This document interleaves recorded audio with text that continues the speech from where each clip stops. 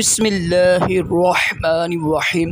फरमान मुस्तफ़ा सल्लल्लाहु तआला अलैहि वसल्लम मुझ पर दुरूद शरीफ पढ़ना पुल सरात पर नूर है। सल्लु अलल हबीब सल्लल्लाहु तआला मुहम्मद।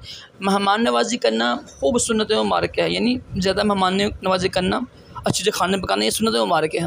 राशिद अतारी न्यू रूहानी इलाज लेकर पेश खिदमत एक ख़ास वजीफ़ा लेकर आया हूँ शादी के लिए। जिनकी शादी में रुकावट है ना, शादी नहीं हो रही या ऐन वक्त पर मामला ख़राब ख़राब हो जाता है, ख़त्म हो जाता है, तो इस मकसद के लिए ये वज़ाइफ कीजिएगा। इंशाल्लाह 40 दिन का अमल है। तो अमल शुरू करने से पहले ना कोई अपना खराज दे दें, रब की राह में मस्से में पैसे दे दें, जितने आपकी तौफीक है, ठीक है। तो हर रोज़ ना रोज़ाना बाद मादे इशा सूरत अखलास पढ़नी है, मतलब कुल शरीफ कुल हुवल्लाहु अहद सूरत अखलास पढ़नी है 40 मरतबा, और उसके बाद ये 100 मरतबा ये कलमा पढ़ना है। अवल आखिर दोषी पढ़ लीजिएगा 11-11 मरतबा, ठीक है। और उसके बाद दुआ करें और बकारी बन कर आपकी दुआ करें। 40 दिन अमल कीजिएगा, इंशाअल्लाह मुराद पूरी होगी। सूरत अखलास के बाद कौन से कलमे पढ़ने हैं? ये वाले हैं, या अल्लाहु या रहमानु या हय्यु या क़य्यूम बिरहमतिका।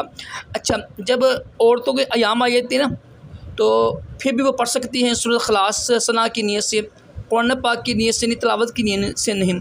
तो ये लफ्ज़ है ना कुल, इसको छोड़ देना आपने, ठीक है।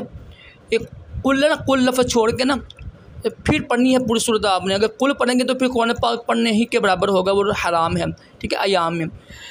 ये मैं दोबारा आपको बताता हूँ, आपको जिनकी शादी ना हो रही है, बहनों की, भाइयों की, जो भाई हैं उनको तो यानी आसानी है ना, जो बहनें हैं ना, अगर देखें ना कि उनके अयाम आ गए ना, तो सूरत अखलास जो है ना, इसको सना की नीयत से पढ़ना है, कुरान पाक की नीयत से, तिलावत की नीयत से नहीं पढ़ना।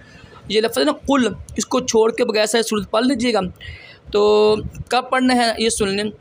रोज़ाना पढ़ना है आपने, 40 दिन अमल कीजिएगा, 40 दिन अमल करना है आपने। रोज़ाना इशा की नमाज़ पढ़ कर 40 मरतबा पढ़ना है आपने सूरत अखलास कुल शरीफ, और उसके बाद 100 मरतबा ये पढ़िएगा आप, या अल्लाहु या रहमानु या हय्यु या क़य्यूम बिरहमतिका।